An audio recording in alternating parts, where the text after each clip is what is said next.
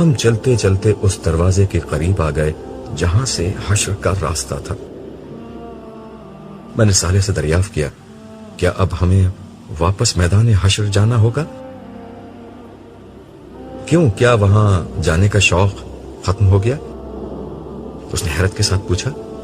نہیں، ایسی بات نہیں، میں سوچ رہا تھا کہ یہاں آ گیا ہوں تو اپنے گھر والوں سے مل لوں۔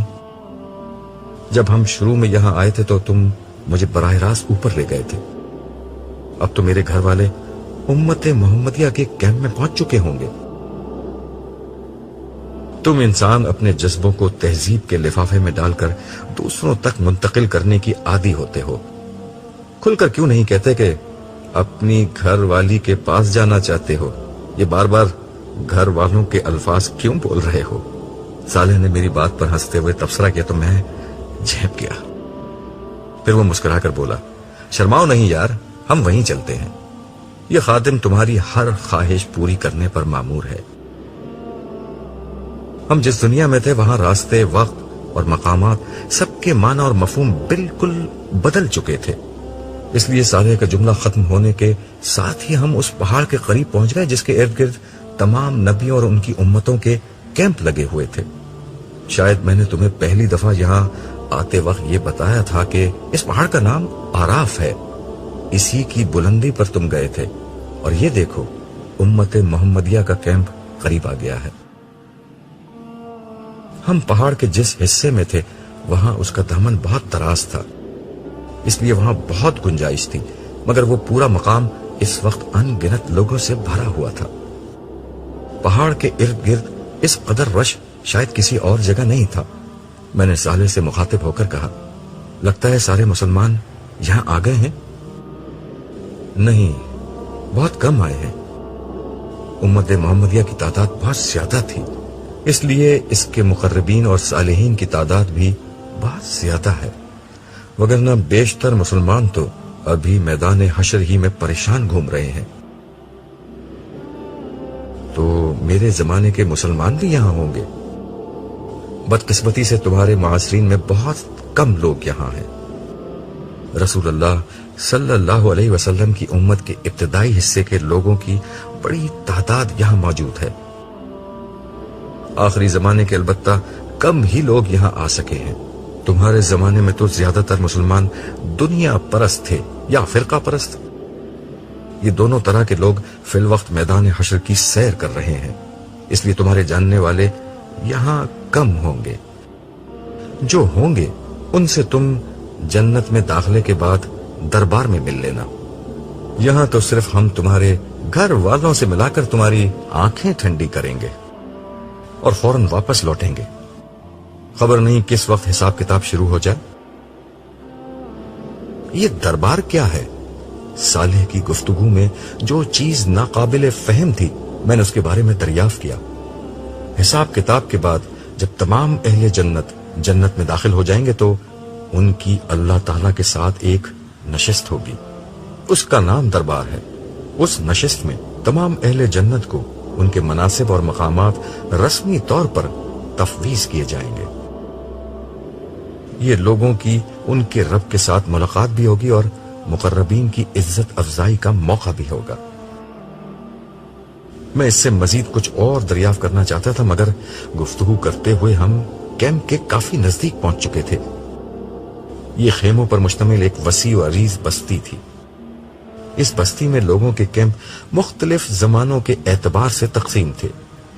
بعض خیموں کے باہر کھڑے ان کے مالکان آپس میں گفتگو کر رہے تھے۔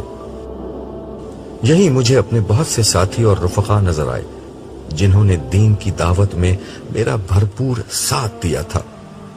ان کو دیکھ کر مجھے اتنی خوشی ہوئی کہ بیان سے باہر ہے۔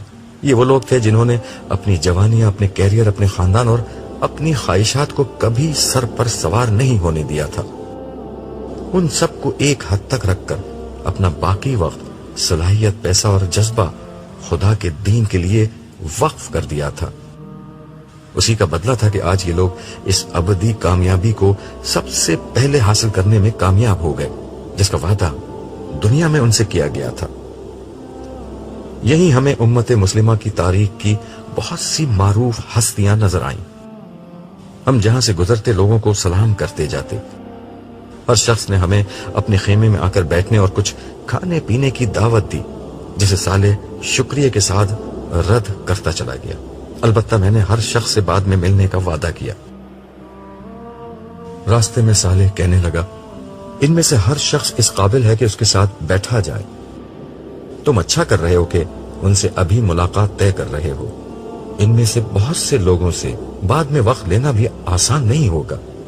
یہ کہہ کر وہ ایک لمحے کے لیے رکا اور محبت آمیز نظروں سے میری طرف دیکھ کر بولا، وقت لینا تو تم سے بھی آسان نہیں ہوگا عبداللہ. تمہیں ابھی پوری طرح اندازہ نہیں. اس نئی دنیا میں تم خود ایک بہت بڑی حیثیت کے مالک ہو گئے، مگر حقیقت یہ ہے کہ تم پروردگار عالم کے معیار پر ہمیشہ سے ایک بہت بڑے حیثیت کے آدمی تھے. یہ کہتے ہوئے صالح رکا اور مجھے گلے لگا لیا. پھر آہستگی سے میرے کان میں بولا، عبداللہ، تمہارے ساتھ رہنا میرے لیے بڑے اعزاز کی بات ہے. میں نے اپنی نگاہیں آسمان کی طرف بلند کی اور دھیرے سے جواب دیا، اعزاز کی بات تو خدا کی بندگی کرنا ہے، اس کے بندوں کو بندگی کی دعوت دینا ہے. یہ میرا اعزاز ہے کہ خدا نے ریت کے ایک بے وقت ذرے کو اس خدمت کا موقع دیا. یہ کہتے ہوئے احسان مندی کے جذبات سے میری آنکھوں سے آنسو بہنے لگے. ہاں، یہی ٹھیک ہے. خدا ہی ہے جو ذرہ ریت کو طلوع آفتاب دیتا ہے. تم سورج کی طرح اگر چمکے تو یہ خدا کی عنایت تھی، مگر یہ عنایت خدا پرستوں پر ہوتی ہے، سرکشوں، مفسدوں اور غافلوں پر نہیں. ہم ایک دفعہ پھر چلنے لگے اور چلتے چلتے ہم ایک بہت خوبصورت اور نفیس خیمے کے پاس پہنچ گئے. میرے دل کی دھڑکن کچھ تیز ہو گئی. صالح میری طرف دیکھتے ہوئے بولا، نائمہ نام ہے تمہاری بیوی کا؟ میں نے اسبات میں گردن ہلا دی. صالح نے انگلی سے اشارہ کر کے کہا، یہ والا خیمہ ہے. کیا اسے معلوم ہے کہ میں یہاں آ رہا ہوں؟ میں نے دھڑکتے دل کے ساتھ پوچھا. نہیں، صالح نے جواب دیا. پھر ہاتھ سے اشارہ کر کے کہا، یہ ہے تمہاری منزل. میں ہولے ہولے چلتا ہوا خیمے کے قریب پہنچا اور سلام کر کے اندر داخل ہونے کی اجازت چاہی. اندر سے ایک آواز آئی جسے سنتے ہی میرے دل کی دھڑکن تیز ہو گئی. آپ کون ہیں؟ عبداللہ. میری زبان سے عبداللہ کا نام نکلتے ہی پردہ اٹھا اور ساری دنیا میں اندھیرا چھا گیا. اگر روشنی تھی تو صرف اسی ایک چہرے میں جو میرے سامنے تھا. وقت، زمانہ، صدیاں اور لمحے سب اپنی جگہ ٹھہر گئے. میں خاموش کھڑا ٹکٹکی باندھ کر اسے دیکھتا رہا. نائمہ کا مطلب روشن ہوتا ہے، مگر روشنی کا مطلب یہ ہوتا ہے، یہ مجھے آج پہلی دفعہ معلوم ہوا تھا. ہم جب آخری دفعہ ملے تھے تو زندگی بھر کا ساتھ بڑھاپے کی رفاقت میں ڈھل چکا تھا، جب محبت حسن اور جوانی کی محتاج نہیں رہتی. مگر نائمہ نے اپنی جوانی کے تمام ارمانوں اور خوابوں کو میری نظر کر دیا تھا.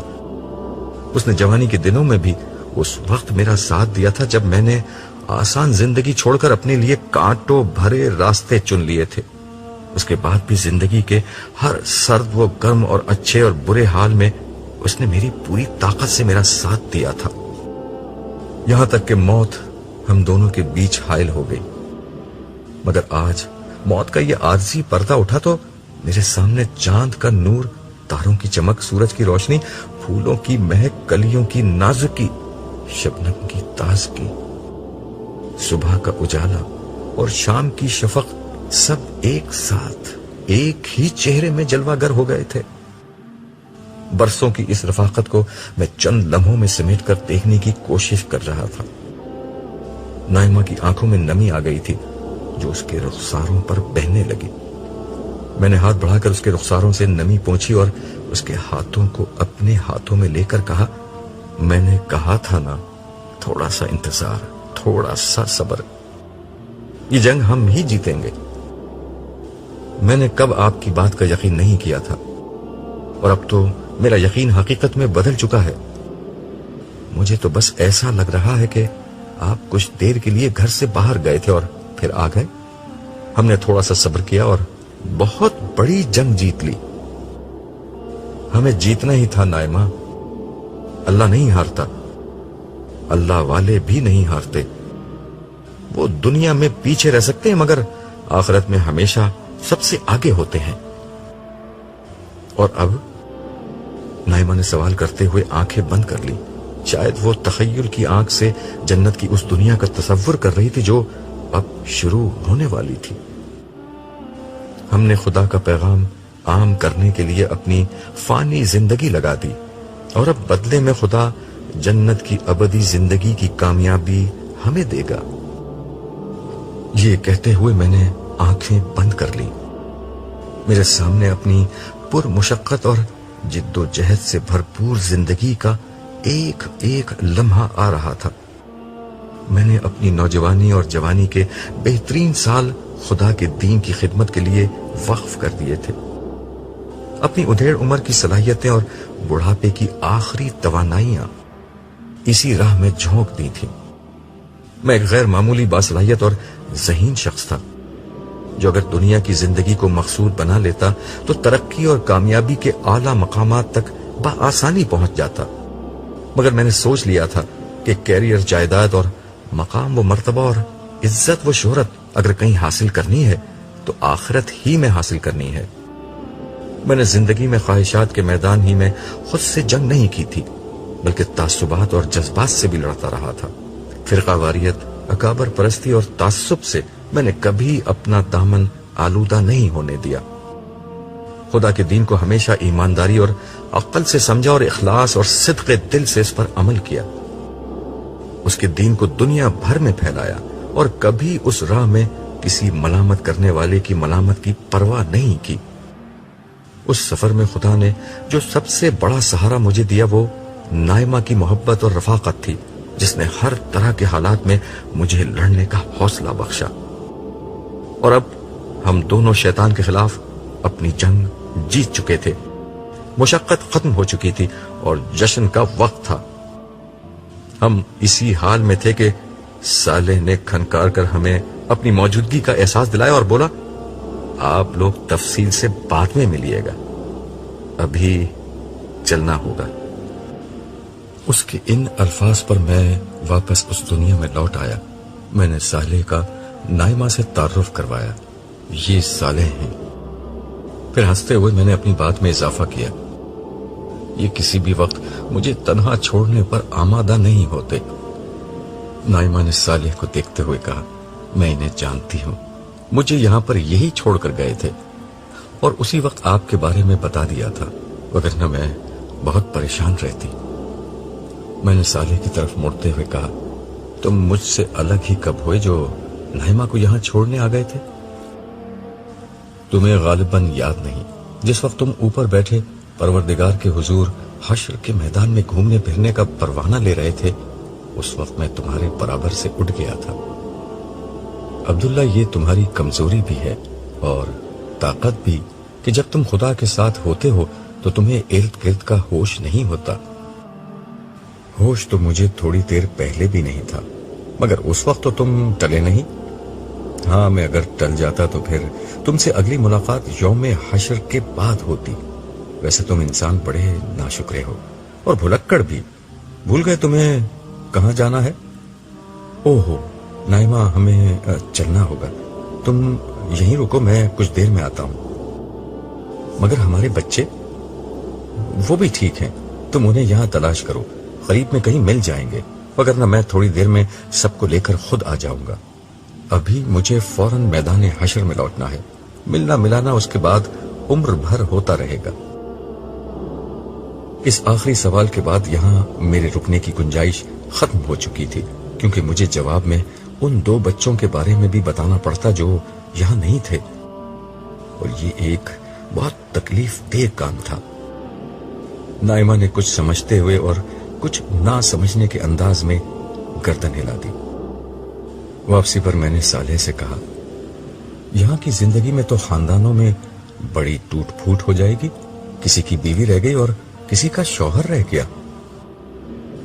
ہاں، یہ سب تو ہوگا، آگے بڑھنے کا موقع تو وہ دنیا تھی جو گزر گئی، یہاں تو جو پیچھے رہ گیا سو رہ گیا، لیکن یہاں کوئی تنہا نہیں ہوگا۔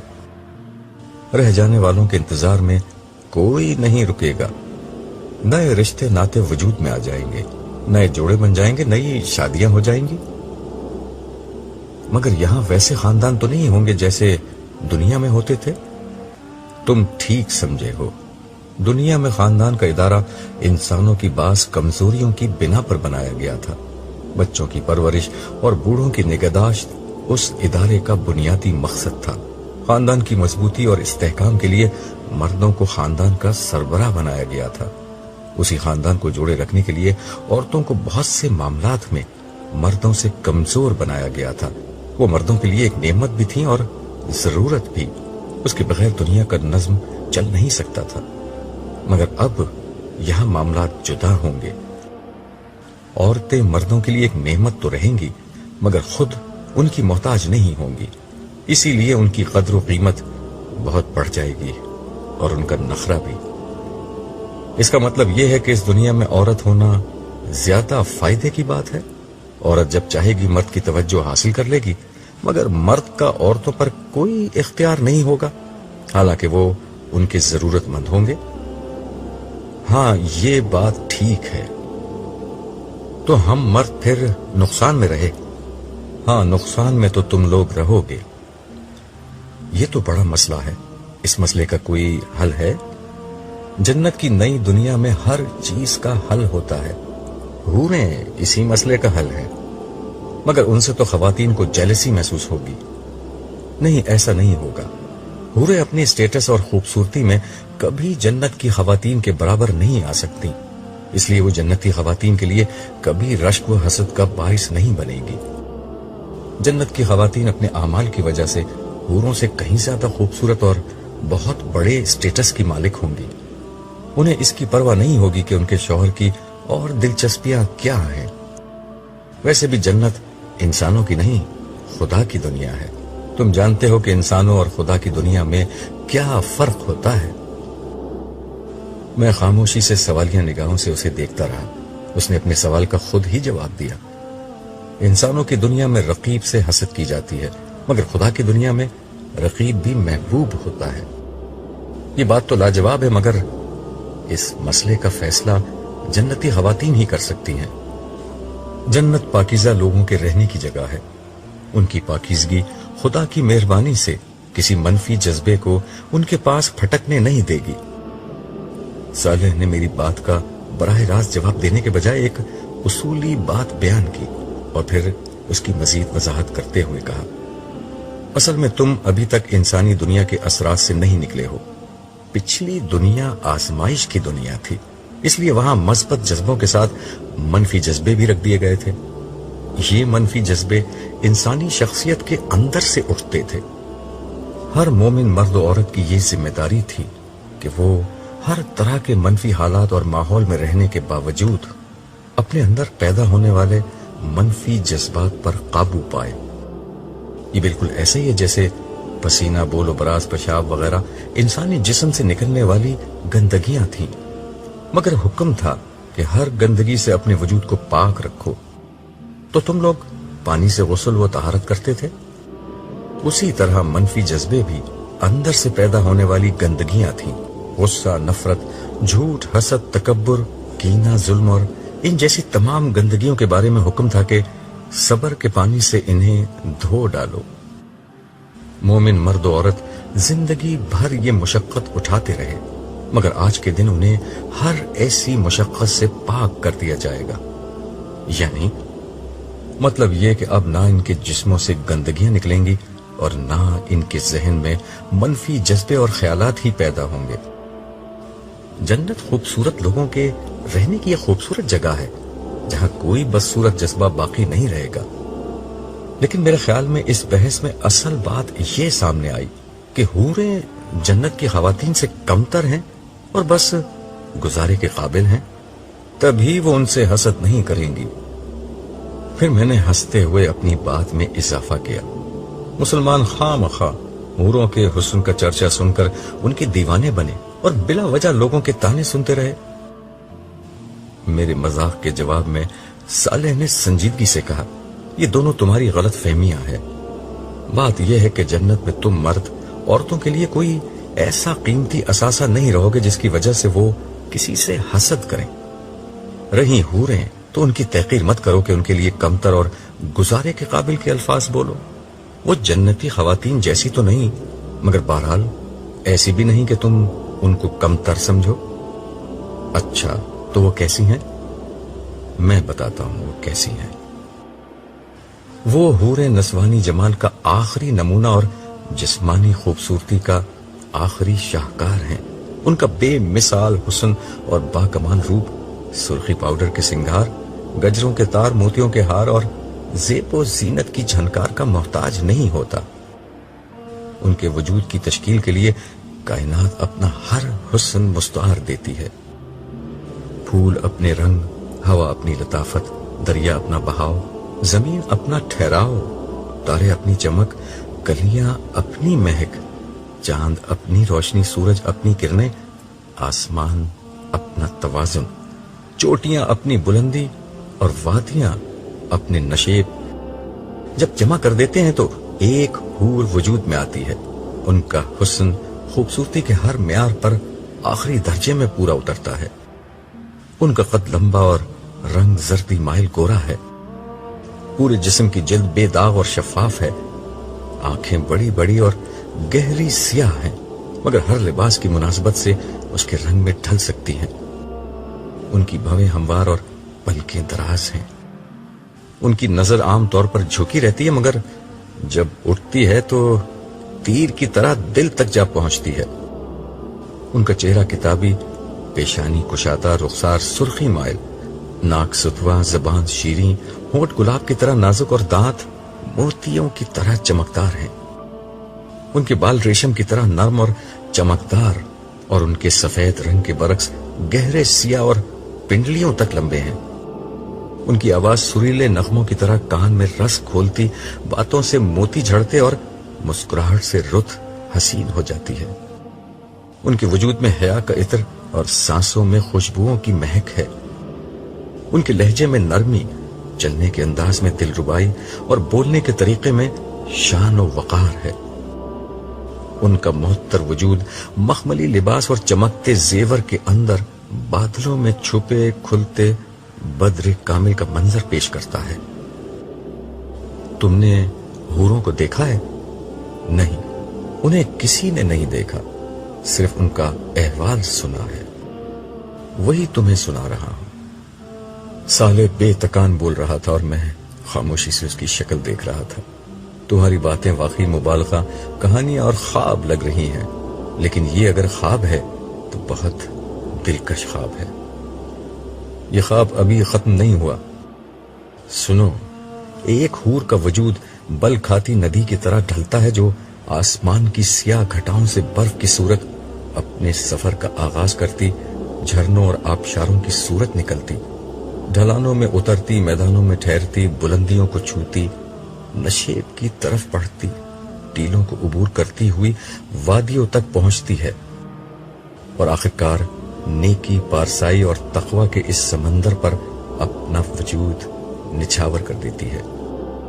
جس نے زندگی صبر اور تقوی کے ساتھ گزاری، یہ اس لیے ہوتا ہے کہ یہ ندی اپنے پورے سفر میں کسی نجاست، کسی آلودگی کا شکار نہیں ہوتی، ہر نامحرم نگاہ کو اپنی دید اور لمس سے دور رکھتی ہے۔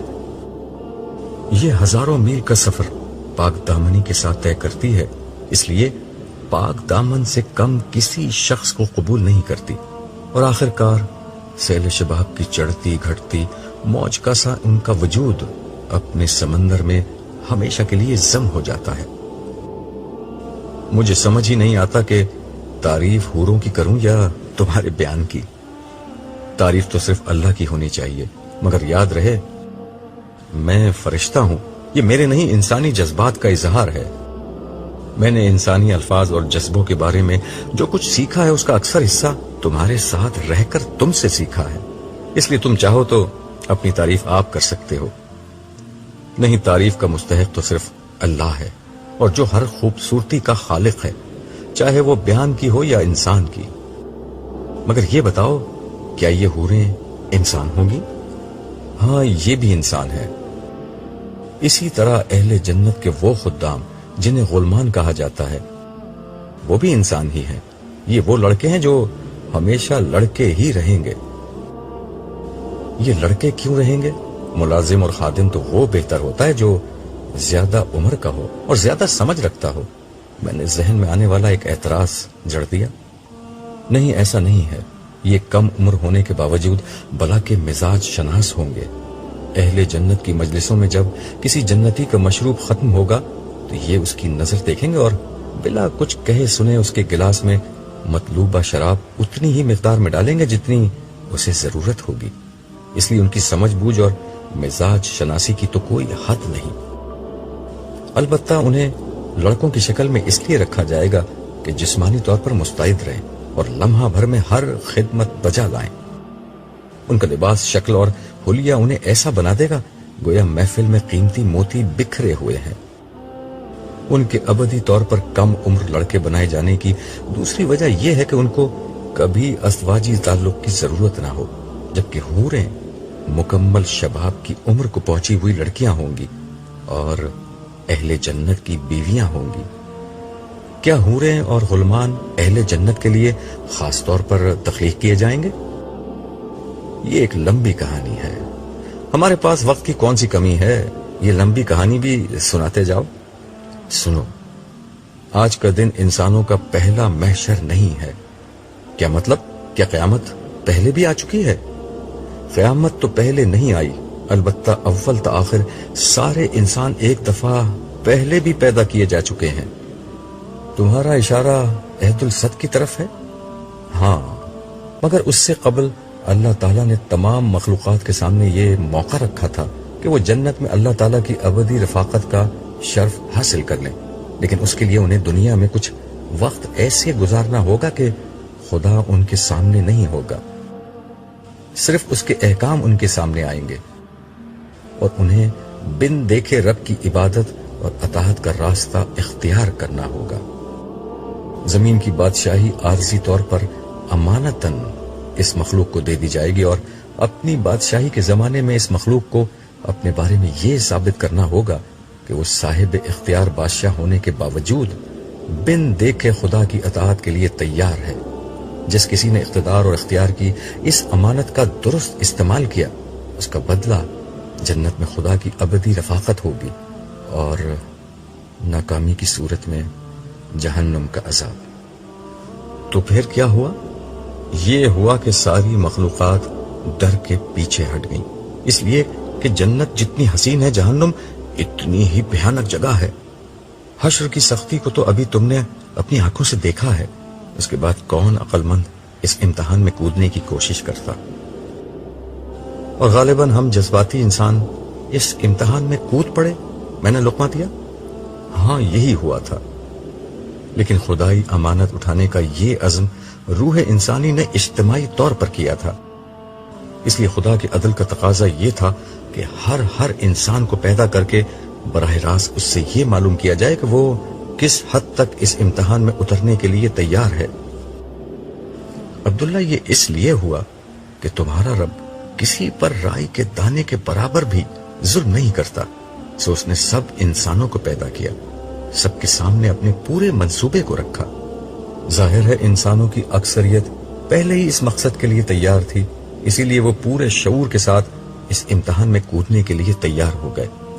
البتہ جن لوگوں نے یہ خطرہ مول لینے سے انکار کر دیا، ان سب کے بارے میں یہ فیصلہ ہوا کہ انہیں سن بلوغت تک پہنچنے سے قبل ہی مر جانے والے بچوں اور بچیوں کا کردار سونپ دیا جائے. یہی بچیاں اور بچے جنت کی بستی میں حور و غلمان بنا دیے جائیں گے اور باقی لوگ اس کڑے امتحان میں اترنے کے لیے تیار ہو گئے. ہاں، مگر اس میں بھی خدا کی کریم ہستی نے کمال عنایت کا مظاہرہ کیا تھا. تم جانتے ہو کہ دنیا میں سب کا امتحان یکساں نہیں ہوتا. یہ امتحان بھی اس روز ہر شخص نے اپنی مرضی سے چن لیا تھا. جو بہت زیادہ حوصلہ مند لوگ تھے انہوں نے نبیوں کا زمانہ چن لیا. ان لوگوں کا امتحان یہ تھا کہ ہر سو پھیلی گمراہی کے دور میں انبیاء کی تصدیق کر کے ان کا ساتھ تھے.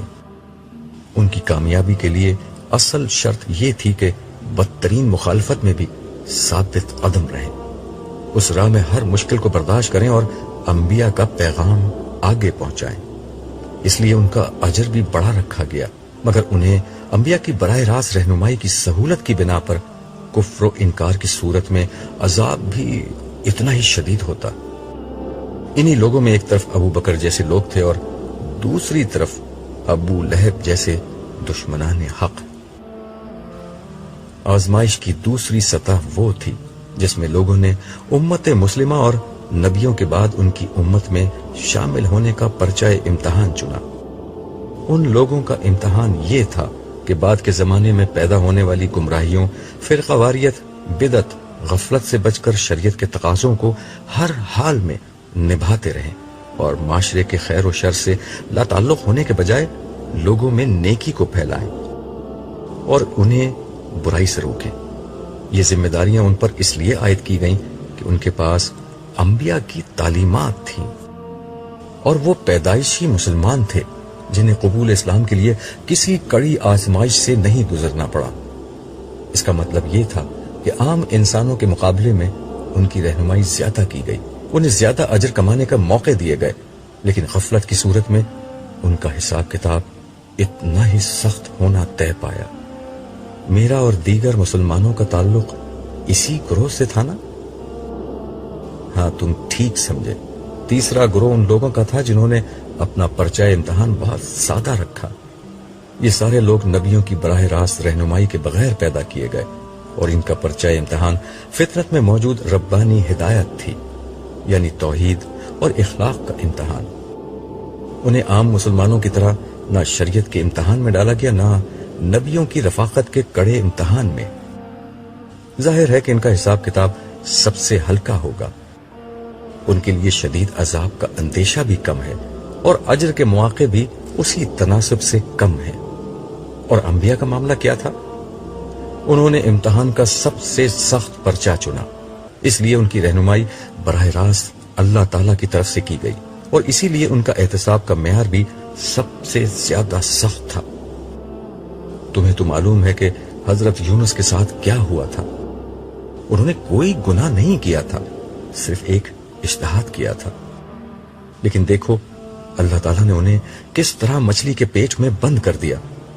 پھر اس نے اس طویل گفتگو کا خلاصہ کرتے ہوئے کہا، اصل اصول جو تمام اقسام کے گروہوں میں کام کر رہا ہے وہ ایک ہی ہے، زیادہ رہنمائی، زیادہ سخت حساب کتاب اور زیادہ بڑی سزا و جزا، کم رہنمائی، ہلکا حساب کتاب، کم سزا و جزا۔ مگر کسی انسان کا تعلق کسی گروہ سے ہے، اس کا انتخاب انسانوں نے خود کیا ہے، اللہ تعالیٰ نے نہیں۔ اس کا مطلب یہ ہوا کہ اگر دنیا میں میری رہنمائی بہت زیادہ کی گئی تو یہ دراصل میری اپنی درخواست کے نتیجے میں کی گئی تھی۔ ہاں، بالکل ایسا ہی ہے، اسی وجہ سے تم آج اتنا اونچا درجہ پانے میں کامیاب ہو گئے۔ اگر تم اس رہنمائی کی قدر نہ کرتے تو تمہیں اتنا ہی شدید عذاب دیا جاتا۔ یار، میں نے کتنا بڑا رسک لے لیا تھا۔ یہی تمہاری دنیا کا اصول تھا، نو رسک نو گین۔ مجھے اس لمحے احساس ہوا کہ میں نے کیا پا لیا ہے اور کس خطرے سے نکل گیا ہوں۔ میں بے اختیار سجدے میں گر گیا۔ دیر تک میں اپنے رب کا شکر ادا کرتا رہا جس نے مجھے اس عظیم امتحان میں سرخرو کر دیا تھا۔ اتنے میں صالح نے میری پیٹھ تھپکتے ہوئے مجھ سے کہا، عبداللہ اٹھو۔ میں اٹھ کر کھڑا ہوا اور صالح کو دونوں ہاتھوں سے پکڑ کر بولا، صالح، اب میں کبھی نہیں مروں گا۔ میری زندگی میں کبھی کوئی بیماری، بڑھاپا، خوف، غم، حزن، اداسی اور مایوسی نہیں آئے گی۔ میرا دل چاہ رہا ہے کہ میں اچھلوں، کودوں، ناچوں، قہقہے لگاؤں اور پوری دنیا کو چیخ چیخ کر بتاؤں کہ لوگوں میں کامیاب ہو گیا، لوگوں میں کامیاب ہو گیا۔ آج سے میری بادشاہت شروع ہوتی ہے، آج سے میری زندگی شروع ہوتی ہے۔ صالح خاموشی سے مسکراتے ہوئے مجھے دیکھتا رہا۔ میرے خاموش ہونے پر وہ بولا، زندگی تو شروع ہوگی، ابھی تو ہمیں واپس حشر میں لوٹنا ہے، بہت سے احوال دیکھنے ہیں۔ خدا نے تمہیں بڑا غیر معمولی موقع دیا ہے، آؤ میدان حشر میں چلتے ہیں۔